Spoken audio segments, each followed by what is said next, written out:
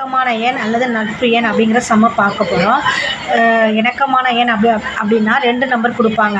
அப்படியே ஒரு ஏபிசிடி 4 இது கொடுத்துருப்பாங்க. அதில் நம்ம எது இணக்கமான எண் கண்டுபிடிக்கணும். ஃபஸ்ட் அது என்ன மெத்தடுனா, இப்போ 220 284க்கு இணக்கமாக இருக்கும். அது எப்படி சொல்கிறாங்க அப்படின்னு பார்ப்போம். இப்போ 220 எந்த நம்பராலலாம் டிவைட் ஆகுதுன்னு பார்க்கணும். அதாவது எந்த நம்பராலாம் வகுக்க முடியும் அப்படிங்கிறத பார்க்கணும்.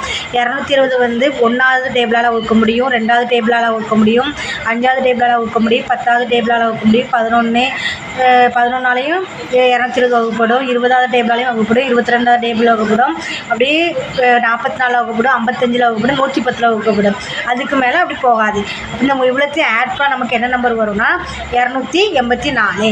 அதே மாதிரி 284ங்கிற நம்பர் எந்த டேபிளெலாம் வகுப்படும்னு பார்க்கணும். ஃபஸ்ட்டு டேபிள் வகுப்படும், 2வது டேபிள் வகுப்படும், 4வது டேபிள் வகுப்படும், 71வது டேபிள் வகுப்படும், 142ஆலையும் 284 வகுப்படும். இப்போ இவ்வளோத்தையும் கூட்டினா நமக்கு என்ன நம்பர் வருது? 220. ஃபஸ்ட்டு 220 எந்த டேபிளெலாம் வகுப்படும் அந்த நம்பர்ஸ்லாம் கூட்டினா 284.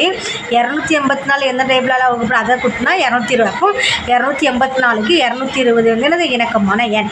இதே மாதிரி ஒரு சில நம்பர்ஸ் இதுக்கு இணக்கமான இருக்குது. அது என்னதுன்னா 1184 1210க்கு இணக்கமான எண். 2220 2924க்கு இணக்கமான எண். 5020 5564க்கு இணக்கமான எண். 6232 6368க்கு இணக்கமான எண். இதெல்லாம் நம்ம வந்து மெமரி பண்ணி வச்சுக்கணும். அப்படின்னா நம்ம ஒருவேளை எக்ஸாமில் கேட்கும்போது இதை போட்டு பார்க்க முடியாது. இந்த நம்பர்ஸ்லாம் வந்து அதை டிக் பண்ணி ஆன்சர் பண்ணிக்கலாம்.